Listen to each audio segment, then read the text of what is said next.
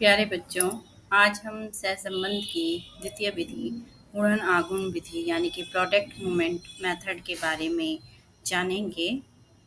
आइए जानते हैं। सहसंबंध की यह विधि दूसरी महत्वपूर्ण विधि है। इससे पहले हमने रैंक डिफरेंस मेथड का अध्ययन किया था और जिसमें हमने देखा कि हम प्राप्तांकों को ज़्यादा महत्व न देकर बल्कि जो वेरिएबल्स हैं उनके प्राप्तांकों के आधार पर उन्हें रैंक देने पर ज़्यादा बल दे रहे थे। तो सहसंबंध की इस विधि में हम जो चीज़ हमने रैंक डिफरेंस में छोड़ दी है वो चीज़ हम अब यहाँ करेंगे। इसको डेवलप किया कार्ल पियर्सन ने और इसीलिए इसको पियर्सन सहसंबंध गुणांक के नाम से भी जाना जाता है। इसका संकेत चिन्ह स्मॉल आर है और रैंक डिफरेंस का आपने देखा था इस तरीके से रो का संकेत चिन्ह कोटि अंतर विधि का यानी कि रैंक डिफरेंस मेथड का संकेत चिन्ह था जिसे कि स्पीयरमैन ने क्रिएट किया था। तो ऐसे ही कार्ल पियर्सन ने प्रोडक्ट मूवमेंट मेथड के इस मेथड को क्रिएट किया है जिसका संकेत चिन्ह स्मॉल आर है। प्रोडक्ट मूवमेंट मेथड इसलिए ज़्यादा अच्छा है रैंक डिफरेंस मेथड से क्योंकि इसका जो रिजल्ट आपके सामने आएगा वो वेरी सबसे शुद्ध उसमें होगा। जबकि हम देख रहे थे कि कोटि अंतर में आपको सामान्य शुद्धता वाला रिजल्ट प्रोवाइड किया जा रहा था और उसमें भी आप क्या कर रहे थे, रैंक प्रोवाइड कर रहे थे और उसके बाद आप दोनों रैंक को माइनस करके डी को प्राप्त कर रहे थे और फिर डी स्क्वायर कर रहे थे और समेशन डी स्क्वायर आपको मिल जा रहा था। लेकिन यहाँ आप देख रहे हैं सेंट्रल टेंडेंसी की सबसे शुद्ध माप यानी कि मध्यमान का यहाँ पे प्रयोग होगा। स्टैंडर्ड डेविएशन विचलन की सबसे शुद्ध माप मानक विचलन का यहाँ पे प्रयोग होगा और जो भी सांख्यिकीय प्रविधि में मीन और एसडी का प्रयोग किया जाता है जहाँ पर भी वो कहीं ना कहीं अपने आप रिलायबल बन जाता है, विश्वसनीय बन जाता है और उससे आने वाला रिजल्ट वैलिड बन जाता है। इसमें हम देखेंगे कि हम पॉजिटिव कोरिलेशन, नेगेटिव कोरिलेशन ऐसे जो चित्रों का निर्माण हो रहा है वो प्रोडक्ट मूवमेंट मेथड में काफ़ी बल इसको दिया जाता है, अतः ये रेखीय सहसंबंध को ज़्यादा सपोर्ट करता है। इसमें जो आंकड़े डिस्ट्रीब्यूट हो रखे होंगे वो नॉर्मल प्रोबेबिलिटी के आधार पे होंगे। आपने अपनी पिछली कक्षा में ज़रूर अध्ययन किया होगा जिसमें कि आपने इस तरीके का एक डायग्राम देखा हो जिसे एनपीसी कहा जाता है, नॉर्मल प्रोबेबिलिटी कर्व, जो कि घंटी की आकृति का होता है और यहाँ मध्य में आपका मीन, मीडियन और मोड तीनों ही सेंट्रल टेंडेंसी के आपके क्या होते हैं, माप यहाँ पर विराजित होते हैं। इस तरफ +3 स्टैंडर्ड डेविएशन तक इसका विस्तार होता है और इस तरफ -3 स्टैंडर्ड डेविएशन तक इसका विस्तार होता है, यानी कि एक एनपीसी +-3 स्टैंडर्ड डेविएशन तक फैला हुआ होता है। तो इसमें जो आंकड़े हैं, जो प्राप्तांक आपको प्राप्त हो रहे हैं वो नॉर्मल प्रोबेबिलिटी के आधार पर आपको प्राप्त होंगे। साथ ही साथ इसमें जो ज़्यादा फोकस हम कर रहे हैं वो यहाँ पे रैंक को नहीं कर रहे बल्कि जो स्कोर प्राप्त किए हैं बच्चे ने उसके स्कोर को हम ज़्यादा महत्व देते हैं इस विधि में। जबकि कोटि अंतर में क्या कर रहे थे, स्कोर को महत्व न देकर उसके रैंक को महत्व दिया जा रहा था। तो इसमें आपको स्कोर पे ज़्यादा महत्व देना है क्योंकि आपको मीन और एसडी के फॉर्मूले का यहाँ पे उपयोग करना होगा, इसकी प्रोसेस को फॉलो करना होगा। इस विधि का प्रयोग आप तब भी करते हैं जब आप रिग्रेशन इक्वेशन का प्रयोग कर रहे होते हैं, यानी कि प्रतिगमन समीकरण जो आपके पास अभी अगले उसमें मैं आपको पढ़ाऊंगी। तो प्रतिगमन समीकरण में भी प्रोडक्ट मूवमेंट मेथड सहयोग प्रदान करता है। प्रोडक्ट मूवमेंट मेथड का अधिकांश यूज किसी परीक्षण को रिलायबल बनाने के लिए होता है, क्योंकि मैंने अभी शुरू में ही आपसे कह दिया था, इसमें सेंट्रल टेंडेंसी की सबसे शुद्ध माप मीन का प्रयोग हो रहा है और डेविएशन की सबसे शुद्ध माप स्टैंडर्ड डेविएशन का यूज यहाँ पे किया जा रहा है। तो आपको इन सारे कैरेक्टरिस्टिक्स को पढ़ने के बाद सामान्यतः समझ में आ रहा होगा कि प्रोडक्ट मूवमेंट जो मेथड है वो कितना ज़्यादा हमारे लिए महत्वपूर्ण है। प्रोडक्ट मूवमेंट मेथड की वैसे तो कई सारी विधियां हैं, लेकिन अपने इस लेक्चर के माध्यम से हम दो विधियों को विशेष फोकस करेंगे, एक तो रियल मीन मेथड को और दूसरा है स्कैटर डायग्राम मेथड को। तो आज हमारा विशेष फोकस रहेगा रियल मीन मेथड के माध्यम से प्रोडक्ट मूवमेंट को रिलेशन को निकालना। जो रियल मीन मेथड है प्रोडक्ट मूवमेंट मेथड का, इसका प्रयोग हम तब करेंगे जब हमें बहुत ही शुद्ध सहसंबंध गुणांक के रिजल्ट की आवश्यकता है। सामान्य है तो रैंक डिफरेंस से आप निकाल सकते हैं, लेकिन जब आपके वेरिएबल्स का जो संख्या है वो बढ़ चुकी है, बहुत संख्या में आपके पास वेरिएबल्स आ रहे हैं और आपको बहुत रिलायबल रिजल्ट की आवश्यकता है, तब आप रियल मीन मेथड का प्रयोग करेंगे। क्यों करेंगे? क्योंकि इसमें सेंट्रल टेंडेंसी के जो माप मेजरमेंट है मीन उसका यूज हो रहा है और डेविएशन के सबसे शुद्ध मेजरमेंट स्टैंडर्ड डेविएशन का इसमें यूज होता है। किस प्रकार से? हम डेविएशन निकालेंगे मीन के माध्यम से, मीन के सहयोग से, और ये दोनों ही जहाँ जुड़ जाते हैं इनका कार्य ही है शुद्ध परिणाम को प्रदर्शित करना।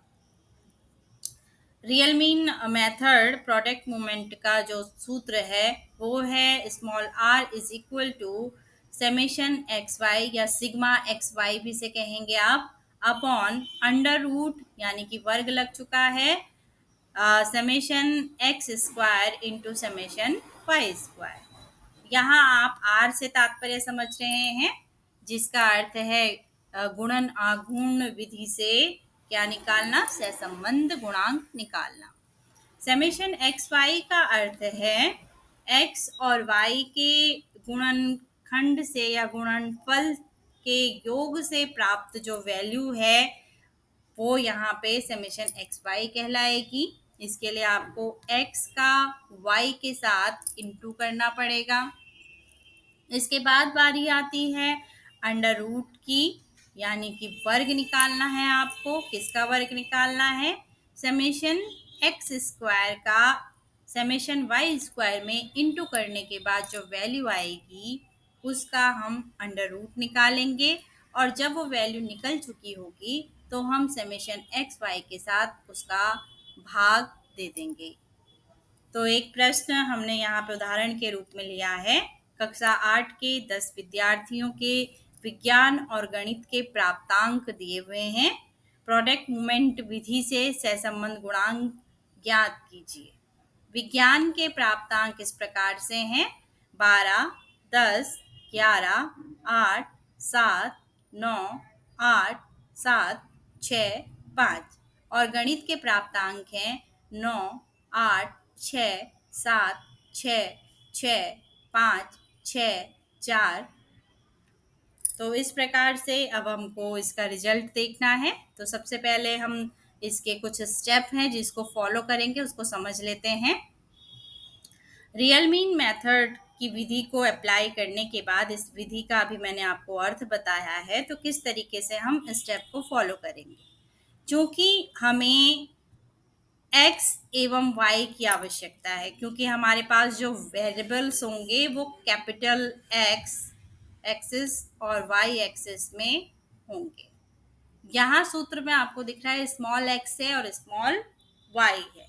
तो पहले तो हमें इसको निकालना होगा, सबसे पहला कार्य है स्मॉल x और स्मॉल y को निकालना होगा।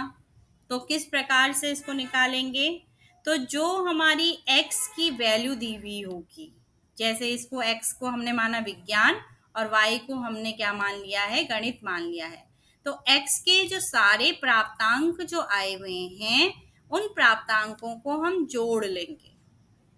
क्यों जोड़ेंगे? क्योंकि हमें पहले स्टेप में मीन निकालना है, मध्यमान। हमने कहा कि रियल मीन मेथड में जो आपका प्रोडक्ट मूवमेंट विधि का हम यूज कर रहे हैं उसमें मीन और स्टैंडर्ड डेविएशन दोनों का ही प्रयोग होता है। तो स्टैंडर्ड डेविएशन के प्रोसेस तक पहुंचने के लिए आवश्यक है कि हम सबसे पहले मीन को फॉलो करें। तो मीन को फॉलो करने के लिए हम क्या करेंगे? एक्स की जो सारे प्राप्तांक हैं उनको जोड़ लेंगे, और चूंकि एक्स को आपको देखना है कि एन कितना है, एन की आवश्यकता है आपको समेशन एक्स करने के बाद। तो एन के लिए आप जो प्रत्येक प्राप्तांक यानी कितने बच्चों के वो अंक हैं, उन बच्चों के अंक जो बच्चों की संख्या है उनको क्या कर लेंगे? आप जोड़ लेंगे, तो आपका मीन निकल जाएगा। जब आपका मीन निकल जाएगा तो अब आपका सेकंड स्टेप है एक्स, स्मॉल एक्स को निकालना। तो स्मॉल एक्स कैसे निकलेगा?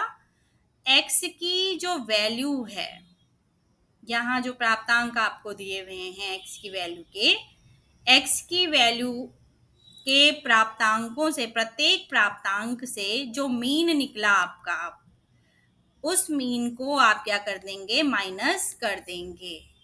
जैसे पहला प्राप्तांक माइनस मीन, दूसरा प्राप्तांक माइनस मीन, तीसरा प्राप्तांक माइनस मीन, चौथा प्राप्तांक माइनस मीन। ऐसे 10 प्राप्तांक आपको दिए हुए हैं, विद्यार्थियों के 10 बच्चों के जो अंक दिए हुए हैं, उन प्रत्येक अंक में से मीन की जो वैल्यू आई है उसको आप क्या करते जाएंगे? माइनस करते जाएंगे। आपको स्मॉल एक्स की वैल्यू प्राप्त होती जाएगी, आप उसे लिखते जाइए। ठीक यही प्रोसेस आपको किस में करना है? वाई वेरिएबल्स के लिए भी करना है, यानी गणित के प्राप्तांकों के साथ भी करना है। सबसे पहले उन प्राप्तांकों को जोड़ लीजिए, कितने बच्चों के वो प्राप्तांक हैं उनकी संख्या से उससे भाग दे दीजिए, आपका मीन आपको मिल जाएगा। मीन मिलने के बाद स्मॉल वाई की वैल्यू के लिए आपको क्या करना है? वाई के प्राप्तांक में से वाई के मीन को घटा देना है, वाई के प्रत्येक प्राप्तांक में से वाई के मीन को घटा देना है। जो वैल्यू आती रहेगी उसे आप स्मॉल एक्स वाले कॉलम में उसकी रो में भरते चले जाएंगे। जब ये कार्य हमारा हो जाएगा तो अब हमारे पास दोनों ही चीजें आ चुकी हैं। अब हमारा कार्य क्या है? हमारा कार्य है इन दोनों को इंटू कर देना। तो इंटू आप यहाँ पे कर दीजिए, या उससे पहले आप नीचे वाले अंडर रूट वाले उसमें देख रहे हैं कि आपको अभी x का जो स्मॉल x हमने निकाला है उसका स्क्वायर भी करना है, यानी उसी की संख्या के साथ गुणा करना है। तो या तो आप एक्स वाई का गुणा पहले करके यहाँ लिख लीजिए, या इस कार्य को अंत में कीजिए। पहले आप x की वैल्यू का स्क्वायर कर लीजिए, और फिर उसके बाद y की वैल्यू का स्क्वायर कर लीजिए, और फिर उसके बाद x और y का आप इंटू कर लीजिए। जैसे आपको उचित लगे आप उसका प्रयोग कर सकते हैं। तो हमने यहाँ पे क्या किया है? हमने पहले एक्स स्क्वायर निकाला है, वाई स्क्वायर निकाला है। उसके लिए हमने एक्स को की वैल्यू जो आई है उसकी एक्स की वैल्यू के साथ इंटू किया, और उसको हम लिखते चले गए, और उसके बाद हमने उसका क्या कर दिया? टोटल कर दिया, समेशन एक्स स्क्वायर कर दिया। ऐसे ही वाई के साथ भी किया और समेशन वाई स्क्वायर ज्ञात कर लिया है। जब ये निकल जाए तो अब अंत में आप समेशन एक्स वाई यानी कि एक्स और वाई का गुणा करके उसको जोड़ लीजिए, जो वैल्यू आएगी उसको लिख लीजिए। अब सूत्र की सारी चीजें सॉल्व करने के बाद हमारे पास हमारे सामने होंगी, सारी वैल्यूज हमारे सामने होंगी। हम उस वैल्यू को सूत्र में रखेंगे और सवाल को सॉल्व करके बताएंगे कि साइंस और मैथ में किस तरीके का कोरिलेशन पाया जा रहा है। तो चलिए इसे सॉल्व करके देखते हैं। जो हमने समझा उसे अब प्रैक्टिकल करके हम देखते हैं। ये हमारे पास x की वैल्यू यानी कि विज्ञान के अंक हैं, और ये हमारे पास गणित के अंक हैं। मैंने आपसे कहा कि सबसे पहला कार्य हमारा इन वैल्यूज को जोड़ना। इस वैल्यू को क्यों जोड़ा जा रहा है? क्योंकि हमें स्मॉल एक्स की आवश्यकता है। स्मॉल एक्स की आवश्यकता क्यों है? क्योंकि हमको क्या निकालना है? डेविएशन निकालना है। डेविएशन, ये आपके लिए यहाँ पे डेविएशन का संकेत चिन्ह होगा, इसका स्क्वायर। तो इसको निकालने के लिए जो आप डेविएशन का स्क्वायर रूट निकाल रहे हैं, एक्स की वैल्यू को निकाला, उसी के लिए जा रहा है। तो अब आप क्या करेंगे? सबसे पहले जो विज्ञान के अंक दिए हुए हैं उनको आप जोड़ लीजिए। तो जब उसे जोड़ दिया जाता है तो उसे समेशन एक्स कहते हैं। और आप देख रहे हैं कि ये पहले बच्चे के अंक हैं, ये दूसरे बच्चे के अंक हैं, ये तीसरे के हैं, ये चौथे के हैं, ये पांचवें के हैं, ये छठवें के हैं, सातवें के हैं, आठवें के हैं, नौवें के हैं, 10वें के हैं। तो एन कितना हो जाएगा? 10 हो जाएगा। तो हमारा पहला स्टेप था कि हमें क्या निकालना है? मीन निकालना है। क्यों निकालना है? क्योंकि हमें एक्स की वैल्यू को प्राप्त करना है।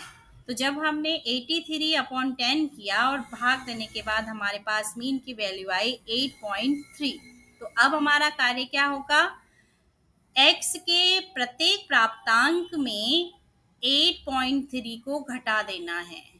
तो हम एक एक करके इसको देखते हैं। हम नया कॉलम क्रिएट करेंगे, x का कॉलम, और x माइनस m लिखा हुआ है। कैसे निकलेगा x? x minus m। किसका m है ये? x का, यानी कि विज्ञान का m है। तो 12 माइनस 8.3, तो हमारे पास वैल्यू है 3.7। 10 माइनस 8.3, तो वैल्यू आई 1.7। 11 माइनस 8.3, तो वैल्यू आई 2.7। 8 माइनस 8.3, तो वैल्यू आई -0.3। क्यों आया? क्योंकि 8 छोटा है और 8.3 बड़ा है, इसीलिए यहाँ माइनस का सिंबल लग गया है। सिंबल का विशेष ध्यान दिया जाएगा, ये आपको क्लियर होना चाहिए, क्योंकि आप मीन और स्टैंडर्ड डेविएशन पे वर्क कर रहे हैं। ये सारी प्रोसेस यहाँ मीन निकलने के बाद अब स्टैंडर्ड डेविएशन की प्रोसेस ये सारी चल रही है, इसीलिए आपको प्लस और माइनस के सिंबल का विशेष ध्यान देना है। 7 माइनस 8.3 की वैल्यू आ गई है -1.3। 9 माइनस 8.3 की वैल्यू आई 0.7। 8 माइनस 8.3 की वैल्यू आई -0.3। 7 माइनस 8.3 की वैल्यू आई -1.3।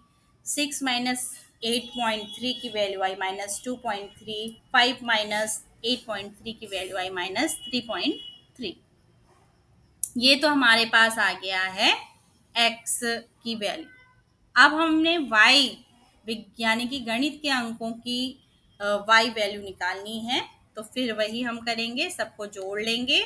जोड़ने के बाद बच्चों की संख्या से भाग दे देंगे, तो हमारे पास मीन निकल के आया है 6.2। तो अब y की वैल्यू बनानी है, तो क्या करेंगे? y के प्रत्येक यानी गणित के प्रत्येक विद्यार्थी के अंक में से मीन के प्राप्तांक को हम क्या कर लेंगे? माइनस कर लेंगे। तो 9 माइनस 6.2 का आ गया है 2.8। 8 माइनस 6.2 का आ गया है 1.8। ये सारी वैल्यू लिखी हुई हैं किसकी? y प्राप्तांकों की, जो y के प्राप्तांक मिले हैं और ये y का मीन जो मिला है। तो ये सारा हमने करने के बाद अब हमारा अगला कार्य क्या है? हमारा अगला कार्य है, जो हमने x की वैल्यू निकाली है उसका स्क्वायर करना। तो हम उसी की संख्या के साथ गुणा करेंगे। जैसे ही हमने गुणा कर दिया है सारी वैल्यू का, कौन सी संख्याओं का? जो x की हमने वैल्यू निकाली, जैसे 3.7, 1.7, 2.7, 0.3, 1.3, 0.7, 0.3, 1.3, 2.3, 3.3। इसमें मैंने एक और चीज आपको बताई थी, जब उसी संख्या का उसी संख्या में गुणा किया जाता है तो प्लस और माइनस के सिंबल अपना वैल्यू क्या करेंगे? खत्म कर देंगे। माइनस अगर लगा है तो वो समाप्त हो जाएगा, वो पॉजिटिव ही वहां पे कहलाएगा। जब हम x के स्क्वायर को कर लेंगे तो अब हम सब अंकों को जोड़ लेंगे, तो समेशन x स्क्वायर हमें मिल जाएगा, जो सूत्र में बहुत आवश्यक है। ऐसे ही y के साथ भी हम करेंगे। y की जो वैल्यू निकली थी 2.8, 1.8, माइनस 0.2, 0.8, 0.2, 0.2, 1.2, 0.2, 1.2, 2.2, इनको भी हम उसी की संख्या का गुणा उसी संख्या से कर लेंगे। या यहाँ पे आपको दिखाई भी दे रहा होगा स्लाइड में, जब हम सबको गुणा कर लेंगे y के वैल्यूज को, तो हम इसका समेशन y स्क्वायर कर लेंगे। यानी कि सबको जोड़ लेंगे तो हमारे पास समेशन वाई स्क्वायर की वैल्यू भी प्राप्त हो जाएगी। अब सूत्र के दो महत्वपूर्ण चीजें पता चल चुकी हैं अंडर रूट के अंदर जो सूत्र में लिखा हुआ था। अब हमें चाहिए समेशन एक्स वाई। तो क्या करेंगे, एक्स की वैल्यू और वाई की वैल्यू को इनटू कर देंगे। ध्यान रखिएगा, स्क्वायर वाली वैल्यू नहीं, जो हमने एक्स की और वाई की वैल्यू निकाली है उस वैल्यू को इनटू करना है।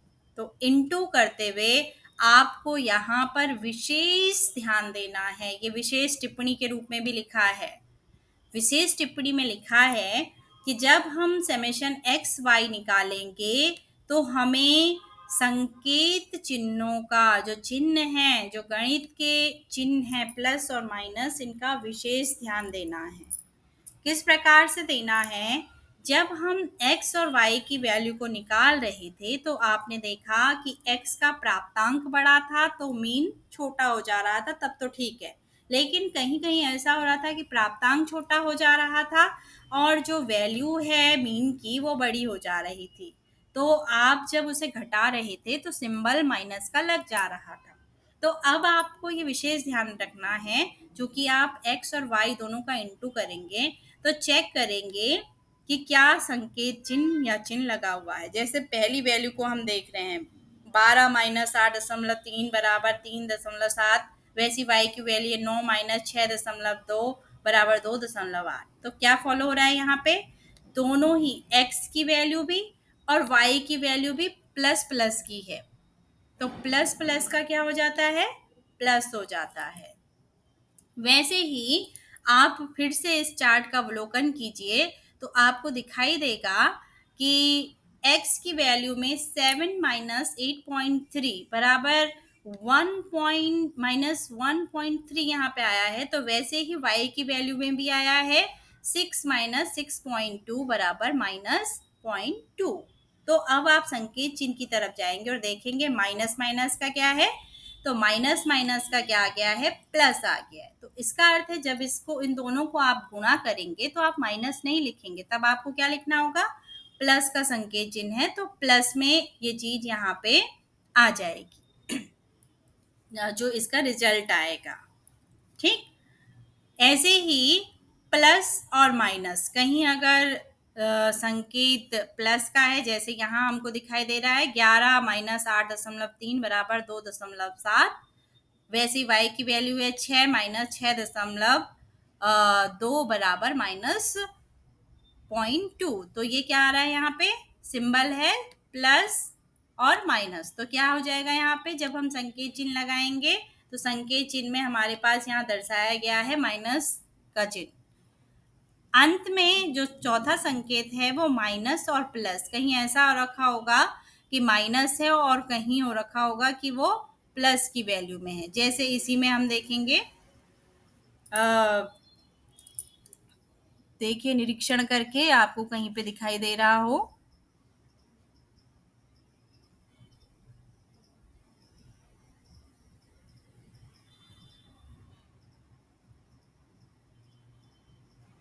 हाँ, ये वाला आ गया हमारा point. 11 minus 8.3 is equal to 2.7। y की वैल्यू है 6 माइनस 6.2, बड़ी हो गई ना, तो -0.2 यहाँ पे लगा हुआ है। तो ये क्या है, हमारा प्लस माइनस का सिंबल दिखा रहा है। माइनस और प्लस का मुझे यहाँ पे कहीं पे दिख नहीं रहा है, किंतु कई बार ऐसा हो सकता है कि आपका जो वैल्यू है वो माइनस की y में x में आ रखी है और y वाली प्लस में आ रखी है। तो ऐसी स्थिति में भी जो संकेत चिन्ह होगा वो क्या होगा, माइनस प्लस का होता है माइनस। तो इन संकेत चिन्हों को विशेष ध्यान रखना है, जहाँ प्लस प्लस आएगा वहाँ प्लस माना जाएगा, जहाँ माइनस माइनस आएगा वहाँ भी प्लस हो जाएगा, जहाँ प्लस माइनस होगा वहाँ माइनस हो जाएगा, जहाँ माइनस प्लस होगा वहाँ माइनस हो जाएगा। तो अब हम इसको अंतिम पड़ाव की तरफ लेके चलते हैं और सॉल्व करते हैं। ये आपकी x की वैल्यू है और ये आपकी y की वैल्यू है। तो x की जो वैल्यू दे रखी है और y की जो ये वैल्यू हमने निकाल रखी है, इन दोनों को गुणा करेंगे। गुणा करते हुए संकेत चिन्हों का ध्यान रखेंगे। जैसे पहले में प्लस प्लस है तो गुणा करने के बाद आपका माइनस का सिंबल यहाँ पे नहीं आया। सेकंड में भी प्लस प्लस है तो सेकंड में भी कोई संकेत चिन्ह नहीं आया। लेकिन थर्ड में आप देख रहे हैं कि आपके पास प्लस और माइनस का y पे माइनस आ रखा है, तो यहाँ आपका प्लस माइनस का क्या होगा, माइनस। तो जो गुणा करने के बाद वैल्यू आएगी उसके आगे माइनस का संकेत चिन्ह हम लगा देंगे।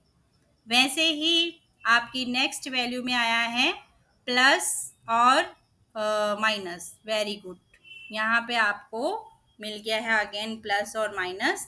तो आपने यहाँ पे क्या किया, अगेन माइनस का सिंबल लगा दिया है। ऐसे ही नेक्स्ट वैल्यू में कोई माइनस का सिंबल नहीं आपके सामने प्रतीत हो रहा है, माइनस माइनस। तो आपने क्या किया, माइनस माइनस का पॉजिटिव आ गया है तो इसको पॉजिटिव गिना जाएगा। नेक्स्ट वाले में माइनस लग गया और इस प्रकार से आपकी वैल्यू निकल गई है। अब यहाँ पर एक चीज विशेष ध्यान रखनी ही आपको, जिसका कि विशेष ध्यान रखा जाए। जब ये संकेत चिन्ह आप सारे सही से लगा लेंगे, क्योंकि यही मेहनत की आवश्यकता है, असली रिजल्ट यहीं से, इसीलिए इसको सबसे शुद्ध वैल्यू कहा जाता है। आपको ये समझना होगा कि प्लस और माइनस के चिन्हों का ध्यान किस प्रकार से रखा जाता है। जब आप ये सारा चीज कर चुके होंगे तो सेकंड पॉइंट यहाँ विशेष टिप्पणी में बताया गया है कि जितने भी पॉजिटिव पॉजिटिव वैल्यू हैं, जैसे 10.36, 3.06, 0.26, 0.36, 0.26, 2.76, 7.26, इन वैल्यू को एक साथ जोड़ लेंगे। तो जोड़ने के बाद आपके पास प्लस की वैल्यू आई 24.32। वैसे ही मैंने यहाँ हाईलाइट किया हुआ है माइनस जितने हमारे पास आए थे, माइनस माइनस को हम एक साथ जोड़ लेंगे। तो -0.54, -0.24, -0.14, इन तीनों वैल्यूज को हम क्या कर लेंगे, जोड़ लेंगे। तो वैल्यू आई माइनस की 0.92। तो जो बड़ी वैल्यू आई है जिस भी संकेत चिन्ह की, मान लीजिए माइनस की वैल्यू बड़ी हो जाती तो उससे हम प्लस की वैल्यू को घटाएंगे, लेकिन हमारे पास प्लस की वैल्यू बड़ी आई है और माइनस की वैल्यू छोटी आई है, तो हम प्लस की वैल्यू से इसको घटा देंगे और जिस वैल्यू से जो भी संकेत चिन्ह वाला वैल्यू है उसका संकेत चिन्ह यहाँ आप दर्शाएंगे। तो चूंकि प्लस को दर्शाने की आवश्यकता नहीं होती है, वो ऑटोमेटिक नोइंग होता है। तो समेशन एक्स वाई हमारा आया है 24.32 माइनस 0.92। तो प्लस में हमारा रिजल्ट क्या आ गया, 23.4। यहाँ पे गलती से मिस्टेक हो गई है, 22 लिख दिया गया है। तो 23.4 हमारा रिजल्ट यहाँ पर आ गया है। तो ये है आपका किस तरीके से हम प्रोडक्ट मूवमेंट मेथड का यूज करके अपना कोरिलेशन निकालते हैं। और आप देख रहे हैं सब कुछ स्पष्टतः चल रहा है, व्यवस्थित उसमें चल रहा है और सबसे शुद्ध रिजल्ट प्रोवाइड हमारे सामने होगा। तो निकालते हैं इसका रिजल्ट। सूत्र में हम इसको रखते हैं। तो सबसे पहले हम रखेंगे समेशन एक्स वाई जो आया 23.4। हमारे पास समेशन एक्स स्क्वायर आया था 44.1 और समेशन वाई स्क्वायर आया था 19.6। अंडर रूट के अंदर ये आ गया है। अब हमारा कार्य है सबसे पहले 44.1 इंटू 19.6 को की वैल्यू पता करना। तो वैल्यू आई 864.36। अब इसका अंडर रूट निकाला जाएगा। जब अंडर रूट आप निकालेंगे तो इसका अंडर रूट आएगा 29.4। अब आपका रूट खुल जाएगा, रूट लगाने की आवश्यकता नहीं है क्योंकि रूट खोलने के लिए ही आप इसे सॉल्व कर रहे थे। आपने पहले गुणा इसीलिए किया, गुणा करने के बाद जो वैल्यू है इसका रूट निकाल दिया है, तो रूट निकल चुका है तो इसका अर्थ है सिंबल हट जाएगा रूट का। तो अब 23.4 में भाग देना है 29.4 का। तो आपका जो आर है प्रोडक्ट मूवमेंट मेथड का वो आया 0.79। 0.79 को देखने के लिए आप चार्ट का यूज करेंगे। ये चार्ट बहुत ही इम्पोर्टेंट है, इसमें से कई प्रश्न प्रतियोगी परीक्षाओं में पूछे जाते हैं, नेट के एग्जाम में पूछे जाते हैं, इसीलिए आपको ये अच्छे से स्मरण होनी चाहिए। जब आप पॉइंट 79 को देखते हैं तो आप पाते हैं कि पॉजिटिव पॉइंट 80 से लेकर पॉइंट 61 तक इसका रेंज है। इसका अर्थ है गणित और विज्ञान के